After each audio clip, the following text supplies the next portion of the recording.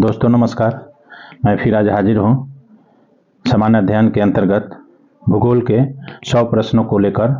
यह प्रश्न one liner होगा और यह सभी प्रश्न किसी न किसी परीक्षा में एक बार, दो बार या तीन बार पूछा जा चुका है। तो बिना स्किप किए हुए वीडियो को देखें और इससे लाभ उठावें। यह जो 100 भूगोल का वस्तुनिष्ठ प्रश्न है, यह आपको आने वाले नियोजित शिक्षकों के लिए सक्षमता परीक्षा में महत्वपूर्ण साबित होगा। साथ ही साथ बीपीएससी टीआरई के लिए महत्वपूर्ण साबित होगा।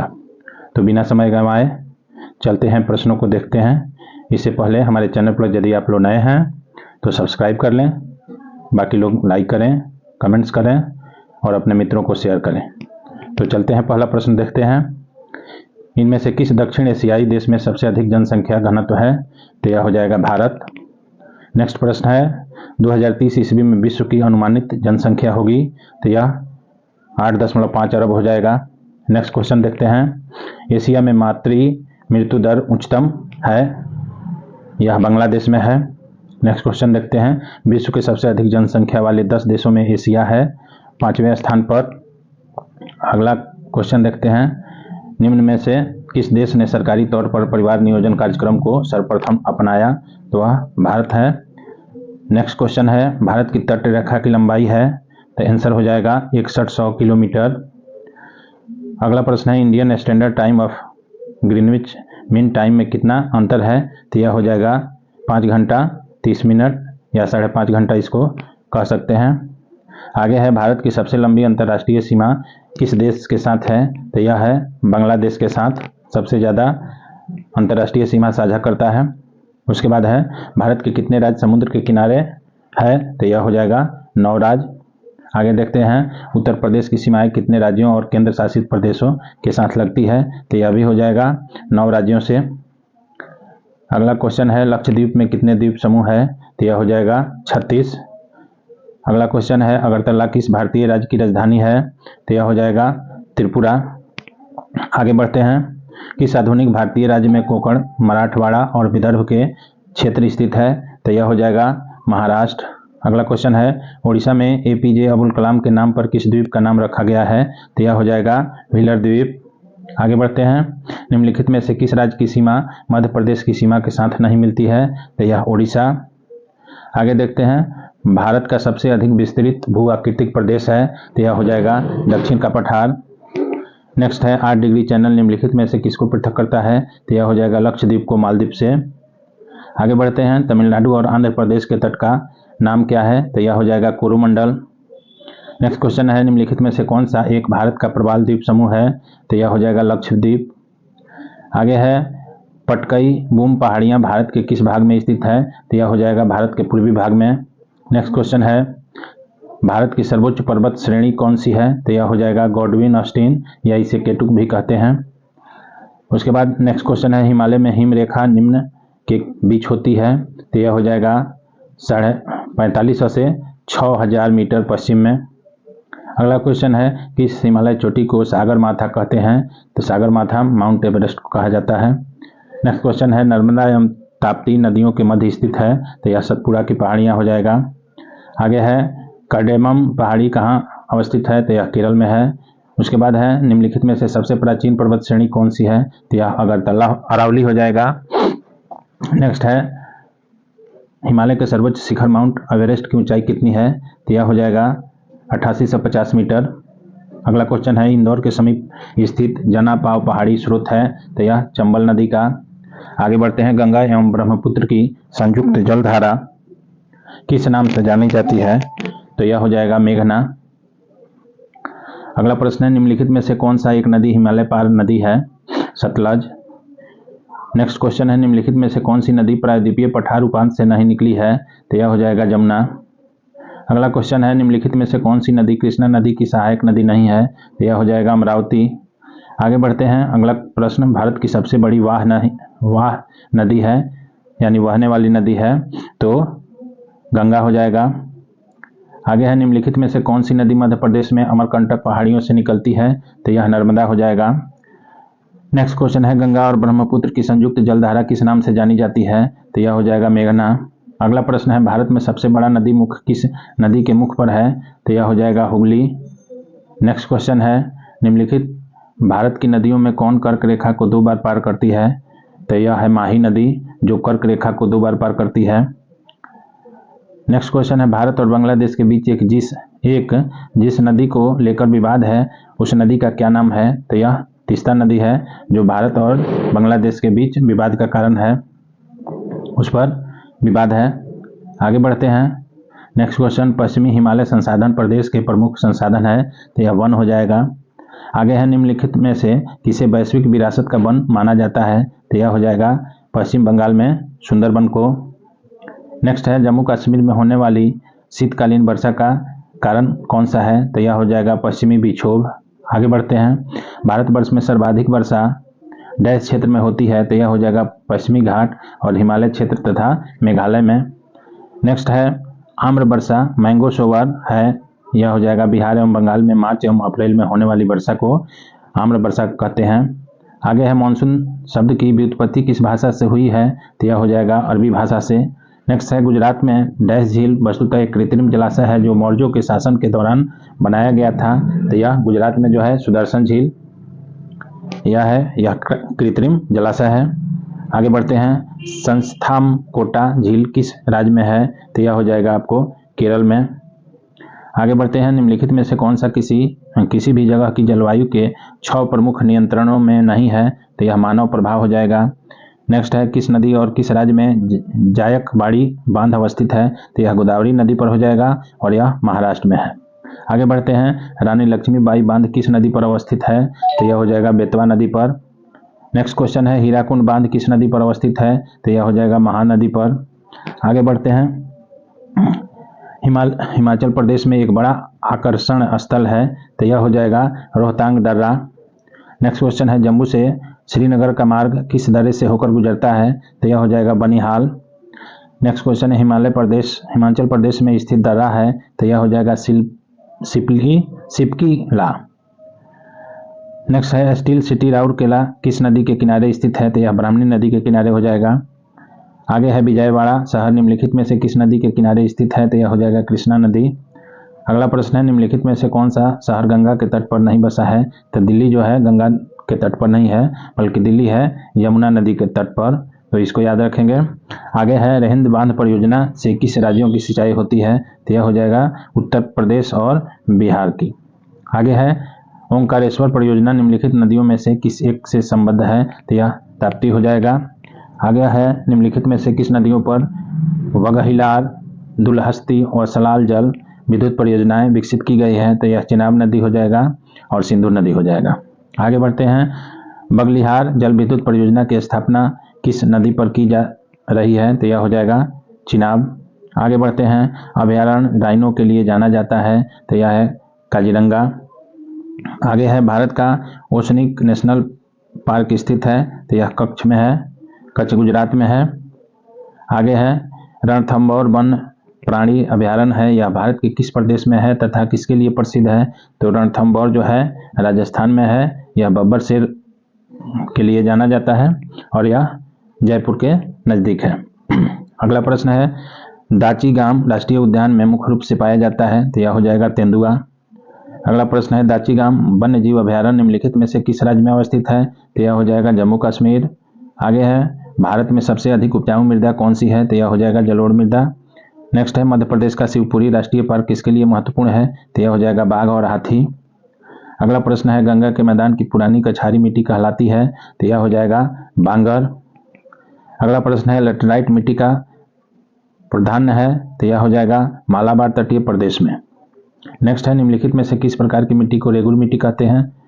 रेगुर मिट्टी के नाम से भी जाना जाता है। तो यह काली मिट्टी को ही रेगुर मिट्टी के भी नाम से जाना जाता है। अगला प्रश्न है किस प्रकार की मिट्टी में कार्बनिक पदार्थों की अधिकता होती है? तो यह काली मिट्टी हो जाएगा। नेक्स्ट क्वेश्चन है देश के 100 से 200 सेंटीमीटर औसत वार्षिक वर्षा वाले भागों में किस प्रकार की वनस्पति पाई जाती है? तो यह हो जाएगा उष्ण आर्द्र पतझड़ वन। नेक्स्ट क्वेश्चन है मृदा अपरदन रोका जा सकता है? तो यह वन रोपण द्वारा मृदा अपरदन को रोका जा सकता है। नेक्स्ट क्वेश्चन है, जो वन चक्रवातों के अवरोधकों का कार्य करते हैं वे वन कौन से हैं? तो उस वन को मैंग्रोव वन बोलते हैं। आगे है, पश्चिमी हिमालय संसाधन प्रदेश के प्रमुख संसाधन है, तो यह हो जाएगा वन। भारत में चंदन की लकड़ी के लिए प्रसिद्ध राज्य है, तो कर्नाटक। यहीं से वीरप्पन का संबंध था, जो चंदन की लकड़ी का तस्करी करता था। तो कर्नाटक का जब नाम आएगा तो चंदन की लकड़ी का नाम आएगा, और जब चंदन की लकड़ी का नाम आएगा तो वीरप्पन डाकू जो मशहूर था, प्रसिद्ध था, उसका भी नाम याद रखना है। कभी कभी वह भी प्रश्न पूछ देता है। कोडरमा किस खनिज के उत्खनन के लिए प्रसिद्ध है? तो यह अभ्रक के लिए प्रसिद्ध है। आगे है, तेल एवं प्राकृतिक गैस आयोग ONGC की स्थापना कब हुई? तो यह हो जाएगा 1956 में हुई।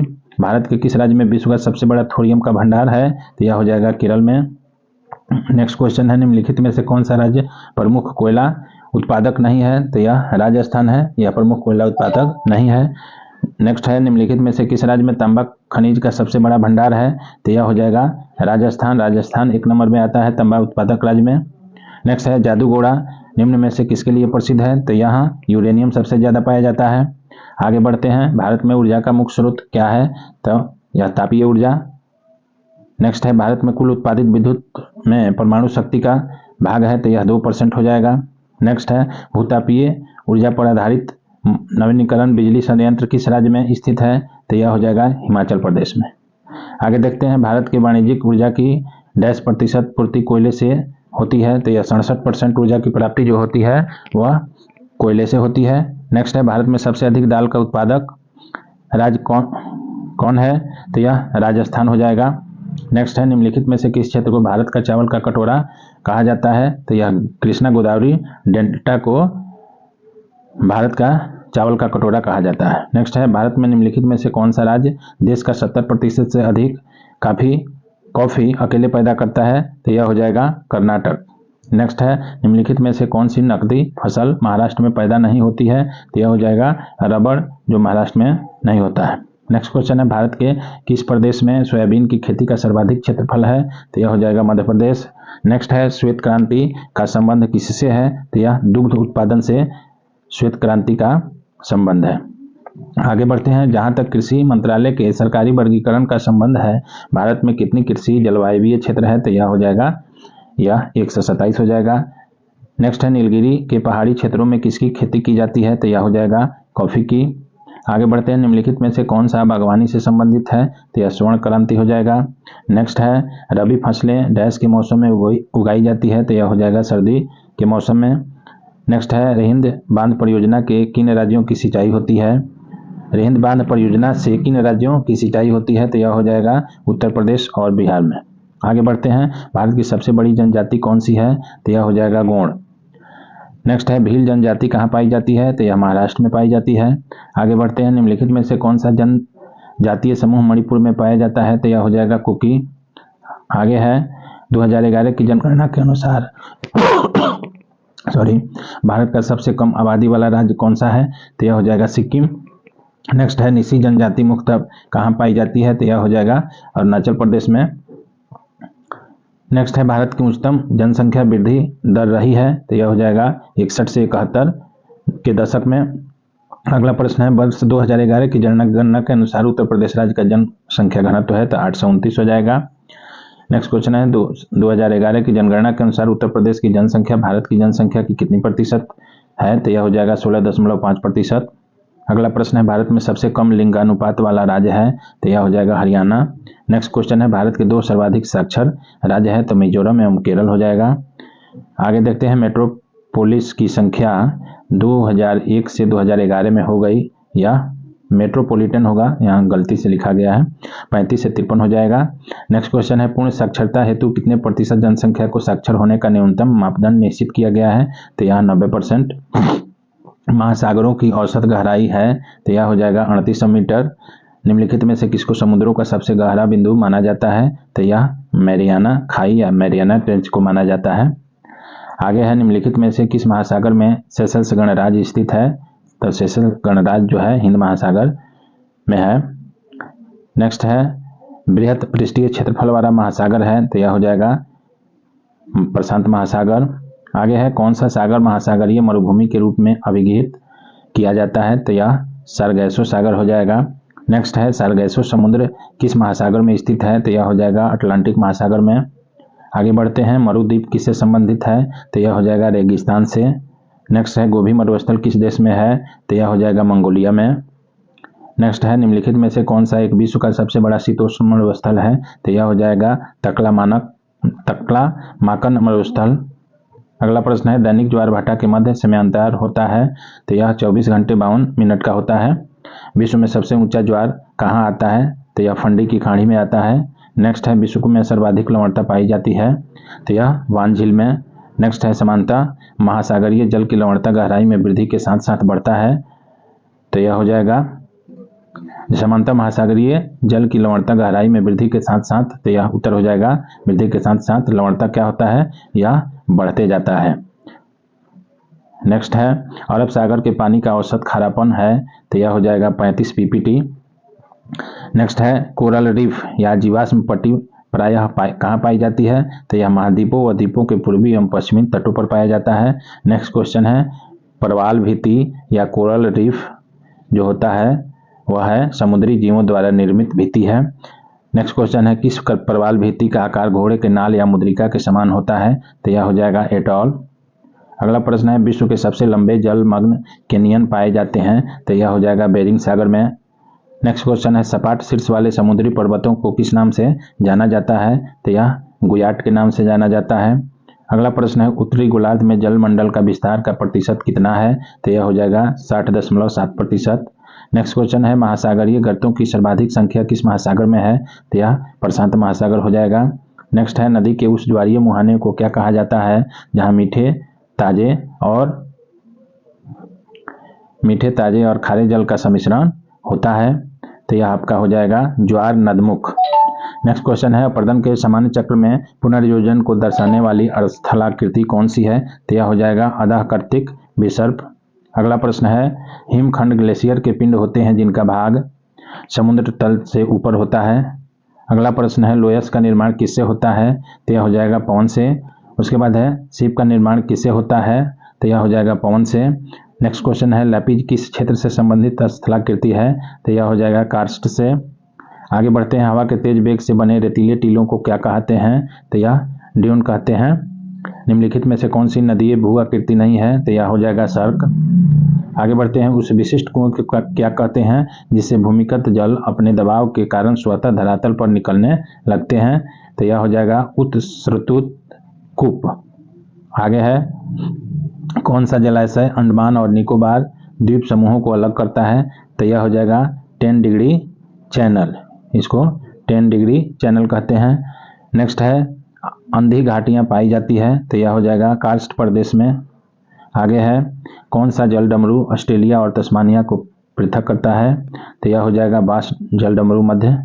नेक्स्ट है हिंद महासागर और लाल सागर को कौन सी जल संधि जोड़ती है, तो यह हो जाएगा बाब एल मंदेव। अगला प्रश्न है महासागर की जलधाराओं का एक असर यह होता है कि वे जल को साफ रखती है। नेक्स्ट क्वेश्चन है विश्व की सबसे तेज बहने वाली महासागरीय जलधारा है, तो यह हो जाएगा गल्फ स्ट्रीम जलधारा जो सबसे तेज जलधारा है। नेक्स्ट है समुद्र की गर्म जलधाराएं किस ओर जाती है, तो यह हो जाएगा ध्रुवों की ओर। नेक्स्ट है रेनल जलधारा किस महासागर की जलधारा है, तो यह हो जाएगा अटलांटिक महासागर। आगे बढ़ते हैं कौन सी धारा दक्षिणी अटलांटिक महासागर में धाराओं के एक पूर्ण वृत्त के निर्माण में योगदान नहीं देती है, तो यह हो जाएगा केनारी। नेक्स्ट है टी मापक पर निम्न में से किसका मापन किया जाता है, तो यह हो जाएगा चक्रवातों की शक्ति का मापन टी मापक पर किया जाता है। इस वीडियो का लास्ट प्रश्न है फ्रंटल वर्षा किस कारण से होती है, तो यह हो जाएगा चक्रवातीय गति। तो दोस्तों आपको यह वीडियो कैसा लगा, आपके लिए कितना महत्वपूर्ण था, कमेंट करें, लाइक करें और अपने मित्रों को शेयर करें, और जो लोग नए हैं वे हमारे चैनल को सब्सक्राइब करें। चलते हैं, धन्यवाद।